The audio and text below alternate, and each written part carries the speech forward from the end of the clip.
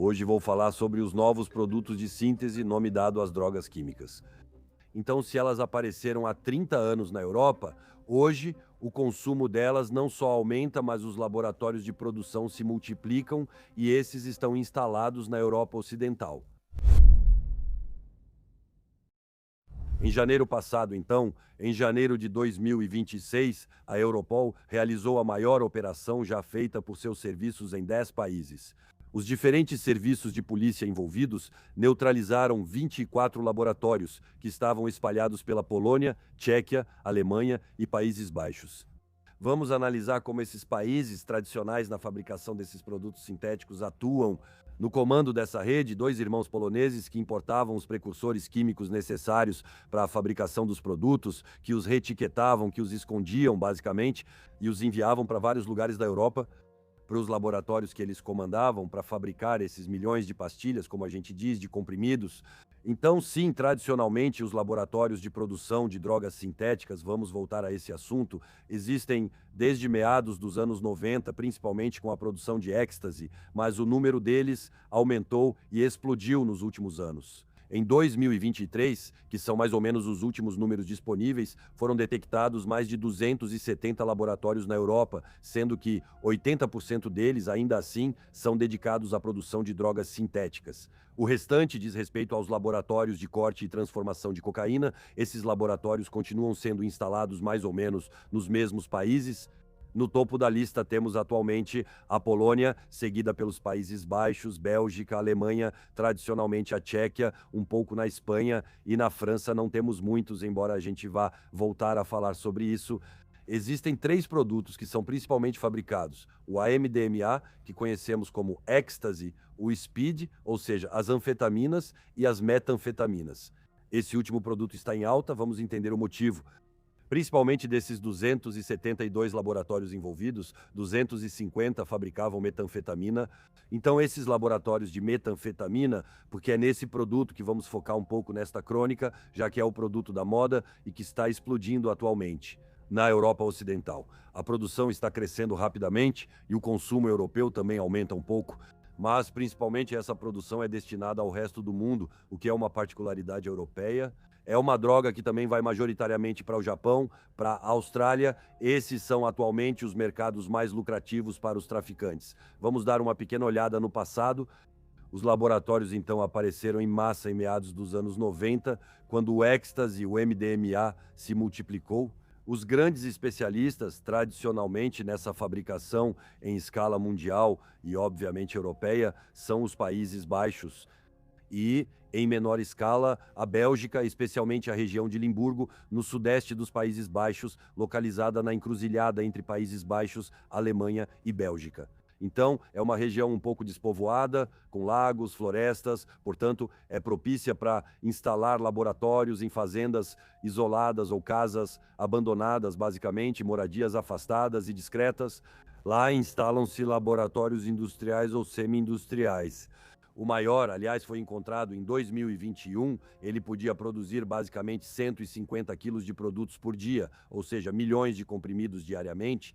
Então, por que os Países Baixos são campeões na produção de novos produtos sintéticos? Bem, é muito simples. Já tradicionalmente existem dois portos, sendo um deles bem grande, Roterdã, e o outro Amsterdã. Então, para trazer os precursores químicos que são necessários para fabricar essas pílulas, bem, esses produtos chegam em grande quantidade da China e da Índia. A gente vai falar um pouco mais sobre isso também. O comércio marítimo dos portos de Roterdã e Amsterdã, com milhões de contêineres, obviamente facilita disfarçar esses produtos. Então, isso aconteceu. Além disso, existe uma certa permissividade na Holanda em relação às drogas, ao tráfico de drogas e ao consumo. Não vamos nem falar dos coffee shops que se espalham pelo país há anos. E a polícia holandesa não é muito rigorosa, as brigadas de narcóticos não são as melhores da polícia judiciária holandesa, então não havia exatamente uma tolerância, mas pelo menos uma repressão não muito intensa. Produtos sintéticos e repressão moderada favoreceram o crescimento desse negócio. Sem contar que a Holanda e o norte da Bélgica têm uma posição bastante central na Europa, o que permite distribuir com bastante facilidade para os países vizinhos. É importante distinguir os diferentes laboratórios, pois há várias categorias. Os que explodem mais, principalmente, são os chamados Kitchen Labs, o que em francês se chama Labos Cuisine, ou seja, laboratórios de cozinha. Ou seja, são pessoas comuns que começam a fabricar comprimidos em casa, na cozinha do seu apartamento, em grande escala, em um porão, em uma garagem, etc. Isso não exige uma grande instalação, tem a vantagem de ser desmontado rapidamente, então eles compram os produtos, a receita para fazer pelo menos o MDMA de baixa qualidade, o speed, ou seja, as anfetaminas, não é muito complicado. O ponto principal é ter acesso a esses produtos. Hoje em dia, há muitos distribuidores, como veremos também na Europa, que permitem que esses independentes façam seu próprio negócio e se tornem pequenos traficantes independentes, ou pelo menos em nível de bairro ou cidade, poder distribuir seus comprimidos. Para fabricar o êxtase, existe um produto precursor, o mais conhecido, chamado BMK, benzilmetilcetona. Então, esse BMK ele é produzido em massa nas empresas farmacêuticas chinesas e não é muito difícil de conseguir. Vamos voltar aos Kitchen Labs. Ou seja, essas milhares de empresas empregam vendedores que fazem negócios online, que oferecem todos esses produtos pela internet. Então, existem milhares de pequenos anúncios, não vou dizer em quais sites encontrá-los, onde você pode encomendar, por exemplo, o BMK. Isso é entregue para você, é reetiquetado, é disfarçado em outro produto e chega em grande quantidade assim na Europa Ocidental. Então isso é para os laboratórios caseiros, os caras que fazem as coisas em casa. Quando obviamente você tem um laboratório semi-industrial, as quantidades não são as mesmas. Nos portos europeus começamos a encontrar 2 toneladas, 3 toneladas, nos portos italianos, portos holandeses, etc. Isso, obviamente, é destinado à produção em escala industrial de milhões de comprimidos. Esse BMK, por coincidência, era usado para fazer êxtase, mas hoje também serve para fazer metanfetamina. Um mercado que está explodindo, principalmente o da Crystal Meth, que é praticamente o champanhe desse produto, e acontece que na Holanda, obviamente o BMK está em todo lugar, pois são os maiores produtores mundiais de êxtase. E curiosamente os especialistas apontam, obviamente, uma evolução na qualidade desse produto. Novos produtos sintéticos ainda exigem habilidade, mesmo feitos em laboratórios caseiros de forma artesanal, entre máquina de waffles e micro-ondas. Para produzir produtos de alta qualidade, como a metanfetamina cristal, é necessário habilidade e ser um excelente cozinheiro. Acredita-se que o mercado tenha crescido muito. O mercado de produção na Europa, destinado tanto para a Europa quanto para o mercado internacional, aumentou curiosamente depois da chegada de químicos mexicanos. Então, esses químicos mexicanos, nós conseguimos capturar cerca de 20 deles em um período relativamente curto, entre 2019 e 2021. Em 2019, a polícia holandesa descobriu um barco de 85 metros com 3 mexicanos a bordo. Então, obviamente, a embarcação estava estacionada em uma marina. Os 3 mexicanos, eles tinham construído literalmente um laboratório dentro do tamanho do barco e estavam produzindo crystal meth. Então, a gente coçou a cabeça e ficou se perguntando o que esses mexicanos estavam fazendo nos cafundós de Limburgo, produzindo drogas sintéticas nesse barco. Foi difícil entender como funcionava e como chegaram lá, mas não surpreende os mexicanos estarem envolvidos, pois são os melhores químicos de crystal meth do mundo. Eles produzem isso há décadas em laboratórios no México. Em 2020 e 2021, mais de 20 pessoas foram presas em cerca de 30 laboratórios. Durante muito tempo, nos perguntamos se eram os cartéis mexicanos que enviavam esses caras para montar laboratórios por conta própria e invadir o mercado europeu. Na verdade, parece que é mais simples do que isso. A gente não sabe direito se há cartéis de verdade por trás disso, porque a DEA, ou seja, a Agência Antidrogas Americana, os relatórios da Europol, etc., não apontam diretamente uma ligação. De qualquer forma, então, a gente pensou no começo que esses caras vinham para agir na Europa em nome dos cartéis. Eles vinham porque não queriam dar as receitas aos holandeses e traficantes europeus, que depois não dependeriam mais deles. Na verdade, esse é o argumento. Percebemos que esses caras eram recrutados de forma independente, principalmente por 2 irmãos mexicanos na Espanha, que atuavam como uma agência de empregos temporários e tinham uma grande lista de contatos. Os traficantes holandeses ligavam para eles. Como descobrimos isso? Nas mensagens criptografadas detectadas e decifradas pela polícia no EncroChat Sky ECC, onde os traficantes conversavam livremente. Esses caras pediam aos dois irmãos mexicanos que achassem químicos no México e os trouxessem para a Europa, oferecendo salários 3 ou 4 vezes maiores do que ganhavam lá.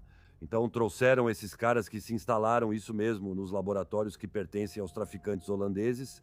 Ou seja, o holandês fornece estrutura, precursores, quase tudo. O cara só vem trabalhar depois que eles passaram o conhecimento e ajudaram os traficantes europeus. Bem, eles voltaram para casa e, de fato, depois, a partir de 2022, não encontramos mais mexicanos, pelo menos na Holanda e na Bélgica, nos laboratórios, só holandeses. Mesmo assim, a Crystal Meth produzida tinha a mesma qualidade da produzida no México, mostrando clara transmissão de conhecimento. E mais impressionante, eles ficaram tão bons e os laboratórios tão espalhados na Europa que agora vendem meth na América do Sul, sendo que lá antes se encontrava a melhor. Em 2022, pela primeira vez, o Uruguai apreendeu uma carga vinda de Roterdã. Então essa Crystal Meth, que hoje representa 72% da produção de drogas sintéticas na Europa Ocidental, esses laboratórios de produção de drogas sintéticas, eles estão espalhados por toda a Europa. Após Países Baixos e Bélgica, esses laboratórios surgiram em vários locais, especialmente desde 2015, quando a Polônia se destacou como um dos principais operadores junto aos holandeses. Na Alemanha também, um pouco por proximidade, que fica perto dessas duas fontes de produção, um pouco na Espanha, na Tchequia também, que não fica longe. Então a gente se pergunta se não há uma correlação com a guerra na Ucrânia a partir de 2014, principalmente. A gente viu porque havia muitas equipes ucraniano-polonesas até então.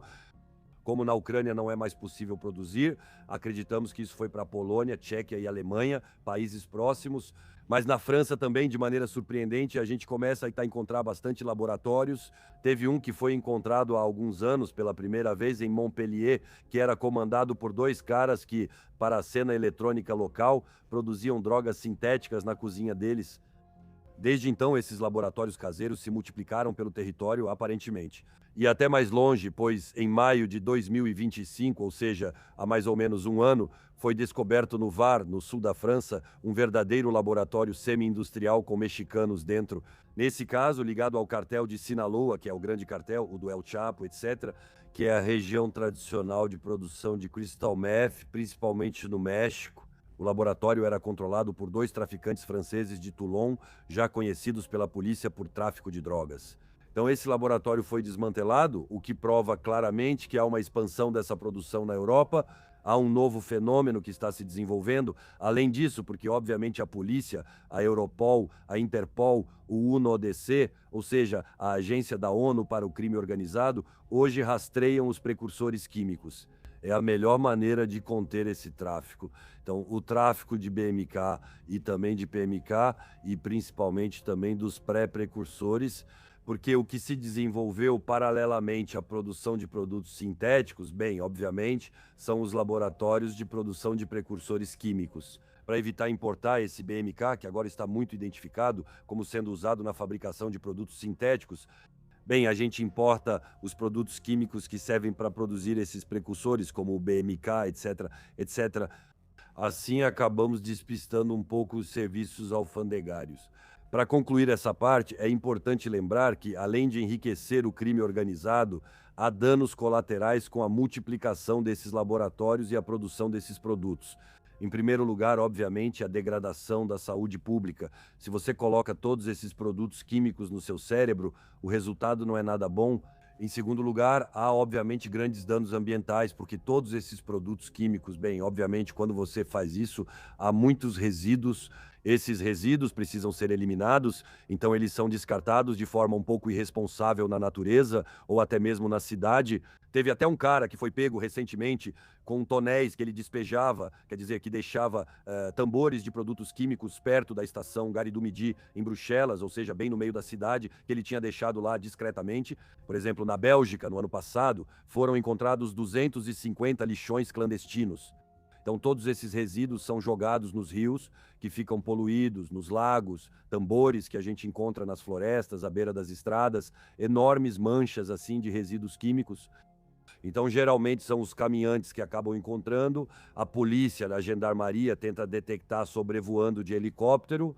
É assim que se detectam os laboratórios, geralmente pelas fontes térmicas. Observamos o calor e conseguimos localizá-los com câmeras térmicas. Mas também há, obviamente, uma violência induzida por esse tráfico, há muitos acertos de contas. A multiplicação desses pequenos laboratórios caseiros, kitchen labs, em apartamentos, provoca uma concorrência entre esses traficantes locais. Ano passado, na Holanda, ocorreram centenas de atentados com bombas incendiárias para destruir esses pequenos laboratórios. A concorrência encontrou esse meio, mas geralmente não precisa de bombas incendiárias para causar danos. A manipulação desses produtos químicos também é muito perigosa. No ano passado, na Holanda, houve um mini laboratório desses que explodiu, causando 3 mortes no prédio onde estava instalado. Além desses kitchen labs, existem também grandes laboratórios semi-industriais e o que chamamos de combi labs, ou seja, laboratórios polivalentes, com os quais é possível fabricar vários tipos de novos produtos sintéticos. Além dessa metanfetamina que está explodindo e dominando completamente o mercado, também chegaram novos produtos. As catinonas sintéticas, desta vez os produtos vêm em massa da Índia e menos da China. Isso permite produzir drogas sobre as quais ouvimos falar um pouco hoje em dia e que são usadas para o chemsex, ou seja, sexo químico, numa tradução literal. Então conhecemos o 2-MMC, o 3-MMC, sobre os quais ouvimos falar recentemente nos noticiários. Resumindo, consumir esses produtos sintéticos não vale a pena, pois não sabemos ao certo o que contém e eles não fazem bem para você. E além disso, você contribui para a degradação do meio ambiente e do planeta. E ainda por cima, corre o risco de causar a morte dos seus vizinhos. Pronto, por hoje é isso sobre os novos produtos sintéticos. Obrigado por acompanhar e inscreva-se no canal.